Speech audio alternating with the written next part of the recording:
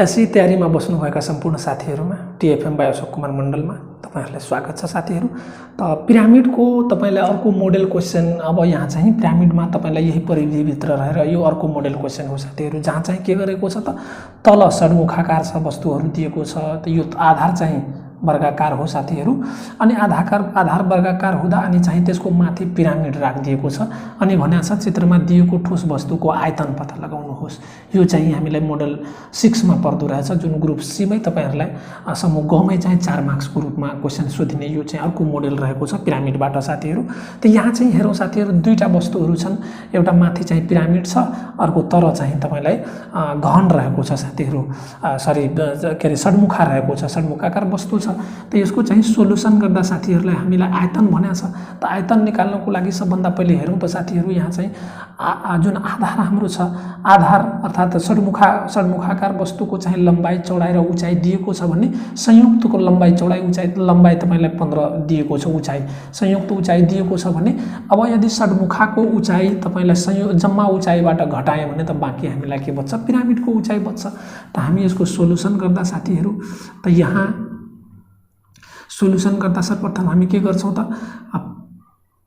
पिरामिडको उचाइ गर्छौं, पिरामिडको उचाइ पत्ता लगाउँछौं। त पिरामिडको उचाइ भनेको हामीलाई यसलाई यदि h1 नाम दिने हो भने साथीहरु, h1 नाम दिने हो भने त इक्वल्स हामीलाई के हुन्छ, टोटल लम्बाई हो 15 बाट। यो चाहिँ हामी चित्रबाट गर्दै छौं साथीहरु, चित्रबाट है, चित्रमा हामी भन्छौं साथीहरु, यो चित्रमा हामी लेखेर गर्न सक्छौं। 15 बाट हामी के गर्छौं, षड्मुखाको उचाइ यदि घटाइदियौं भने 5 घटाइदियौं भने 10 सेन्टिमिटर जुन छ हाम्रो अब पिरामिडको उचाइ बच्यो। त्यसपछि आयतन चाहिएको छ। तब हेरौं साथीहरु, यो चाहिँ पिरामिड के रे षड्मुखा हो। त षड्मुखाको तल्लोको आधार जुन जस्तो छ सेम आकारमा यहाँ माथि पनि हुन्छ, अर्थात यो पनि 6 यो पनि 6 भइहाल्छ साथीहरु। त्यसरी सबभन्दा पहिले हामी चाहिँ पिरामिडको उचाइ थाहा सकेपछि आधार भुजा पनि हामीलाई दिएको छ, अनि आधार भुजा ए इक्वल्स तपाईलाई दिएको छ 6 सेन्टिमिटर। त देयरफोर अब पूरा वस्तुको है, संयुक्त ठोस वस्तुको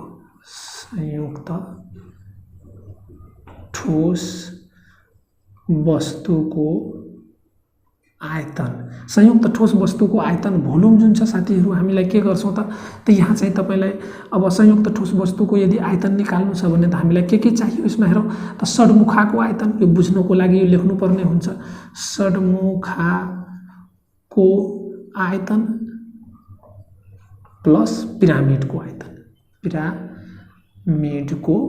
आयतन साथीहरु।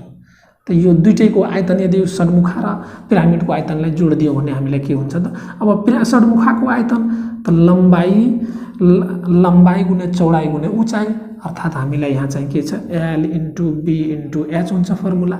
त यो चाहिँ फर्मुला साथीहरु। अब यहाँ हामीलाई लम्बाई के छ त 6 * 6 * उचाइ छ 5 प्लस तपाईलाई पिरामिडको 1/3। अब ए भनेको हामीलाई यहाँ ए आधार भनेको 6 हो। त 6 को स्क्वायर इन्टु उचाइ हामीले यहाँ साथीहरुले निकालेका छौं 10 सेन्टिमिटर 10 cm भयो। त्यसरी भइसकेपछि यहाँ हामीले के लगायौं त, पिरामिड षड्मुखाको तपाईलाई षड्मुखाको आयतन साथीहरु, आयतन बराबर v बराबर हामी L * B * H लगायौं भने त्यसपछि तपाईलाई पिरामिडको आयतन यो बुझ्नको लागि हो साथीहरु। आयतन v बराबर तपाईलाई के लगाए त 1/3 a² h को फर्मुला लगाएको छु। त यो तपाईहरुले बुझ्नुभयो होला। अब यहाँ चाहिँ तपाईलाई के रे 56 30 36 18 180 के रे प्लस अन्तिममा हामी चाहिँ एकाइ लेख्दिन्छौं। यहाँ 56 30 अनि 30 मा 6 ले गुणन गरियौं भने 180 भयो। 180 भइसकेपछि साथीहरु त्यस्तै प्लस अब यसमा चाहिँ हामीले 1/3 इन्टु अब 36 इन्टु 10 काट्यौं भने 9 चौको 12 तिया 36 त प्लस 180 प्लस हामीलाई 12 ले गुणन गर्दा 120 भयो। त 120 जोड्दा साथीहरु यहाँ चाहिँ हामीलाई 300 भयो। 300 जुन 300 यो चाहिँ हाम्रो के हो त आयतन हो साथीहरू। त आयतन हुने बित्तिकै यसको घन क्यू हुन्छ। त यो नै हाम्रो आवश्यक समाधान भयो। यो चाहिँ तेस्रो प्रकृतिको साथीहरू। अब यसमै तपाईलाई यो तपाईहरुले बुझ्नुभयो होला। यसमै तपाईलाई कहिलेकाहीँ के भनिदिन सक्छ साथीहरू, यो जुन मोडेल हो यसमा तपाईलाई आयतन ननिकालेर यहाँ चाहिँ के भनिदिन सक्छ भने तपाईहरुलाई दिएको ठोस वस्तुको अब आयतन नभनेर यहाँ चाहिँ म यसलाई मेटे साथीहरू। यो तपाईहरुले बुझ्नुभयो होला। त यसमा तपाईलाई के भनिदिन्छ भने आधार भुजा यो भइहाल्यो। अब यहाँ संयुक्त ठोस वस्तुको आयतन नभनेर यहाँ चाहिँ तपाईलाई यदि पुरा वस्तुको क्षेत्रफल निकाल्न पर्यो भने अनि के गर्ने त? यहाँ समस्या त्यो हो। यदि यस्तोमा हामीलाई पुरा ठोस वस्तुको यो दिइसकेपछि साथीहरू यहाँ आयतन नभनेर पुरा सतहको क्षेत्रफल भनिदियो भने पुरा सतहको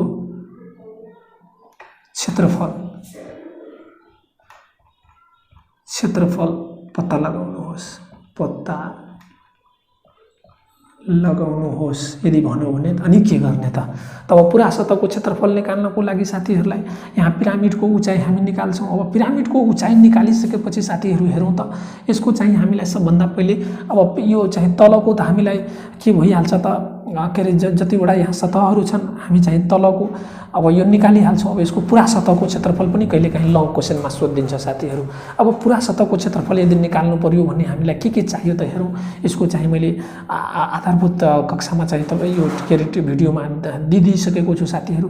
त यहाँ हेरौँ त यदि षड्मुखालाई हेर्ने हो भने त यो यदि तपाईँलाई यो एल छ, यो बी छ, यो एच छ भने त हामीलाई के भइहाल्छ यहाँ चाहिँ यसको चाहिँ पुरा सतहको क्षेत्रफल यसमा कतिवटा सतहमा रङ लाग्ने भयो त 1 2 3 अनि के अरे अब 4टा बाहिर चाहिँ रङ लाग्छ। अनि यो भित्र त ठोस वस्तु हो त्यसमा लाग्दैन। त्यसरी 5वटा सतहमा रङ लाग्छ साथीहरू।